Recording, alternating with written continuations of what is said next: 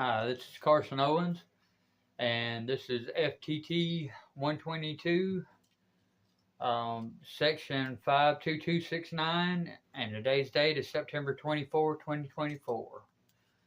Well, this is week 8 and our last assignment for the class. And I guess our goal here ultimately, other than proving I can't draw, is to play Scooby-Doo a little bit and try and solve a mystery.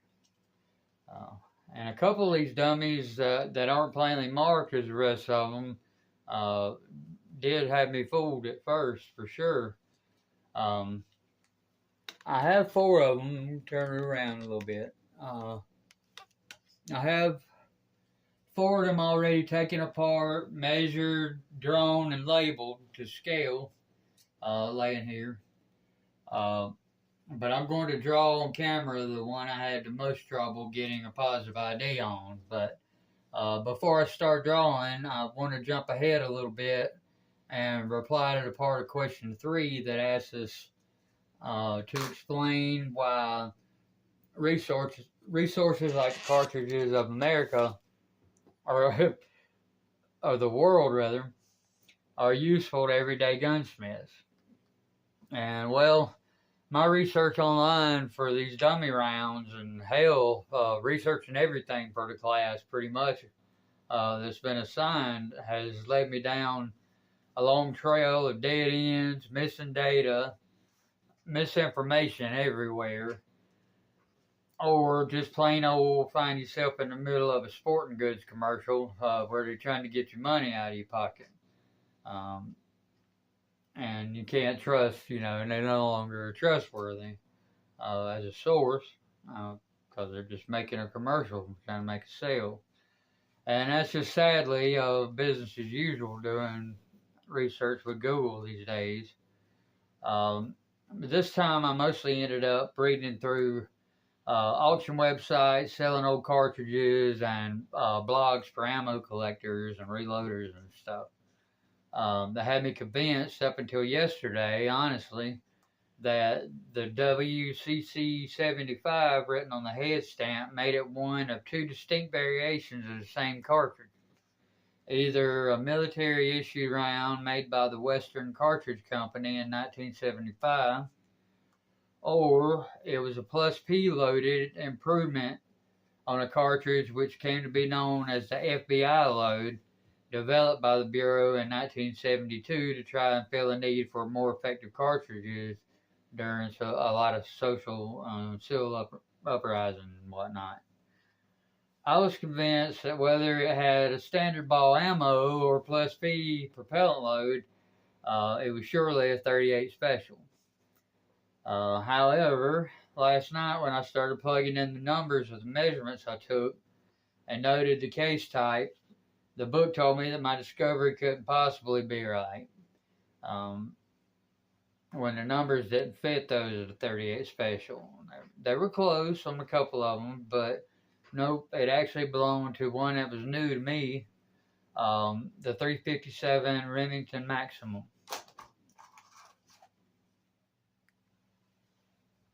Okay, I'm going to try to draw this thing now. Alright.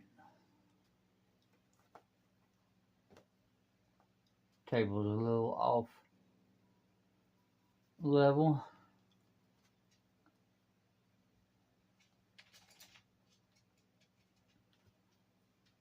Being in any way artistic is not my strong suit.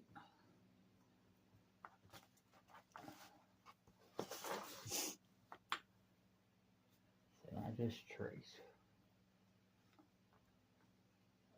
I tried to take the dimensions and draw it out from scratch with graphing paper, and that just didn't work very well. That is not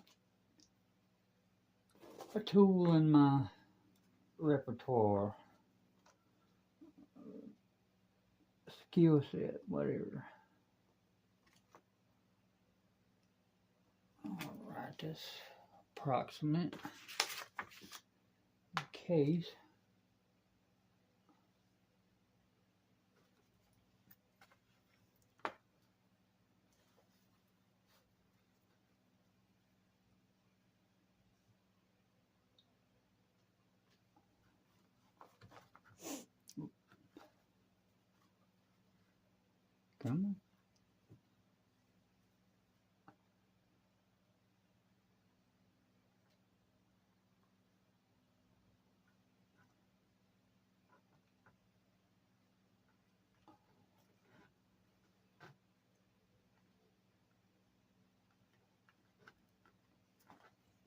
It's kind of ugly.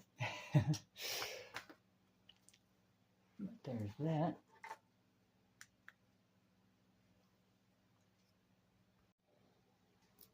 Alright, as for the rest of the history of the 357 and the identity and history of the other dummy cartridges, the 357 Remington Maximum was created as a joint venture between Remington and Ruger arms manufacturers that are just shy of a third of an inch longer than a standard 357 Magnum case that was first chambered in the Ruger Black Hawk revolver in 1983.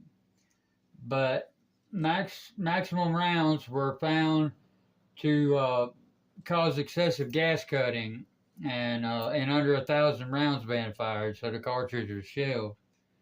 The next one is the other one that had me tricked, but this time it was due to my own assumptions. This isn't the run-of-the-mill 9mm that I'm used to seeing. This is the 9x21mm Russian, or Gyurza, instead of the 9x19 LUGER I initially thought it was. It's good to note that it's based on the 918 by 18 Makarov, not the Western Parabellum, and should never be fired in one, even though it would likely chamber in it.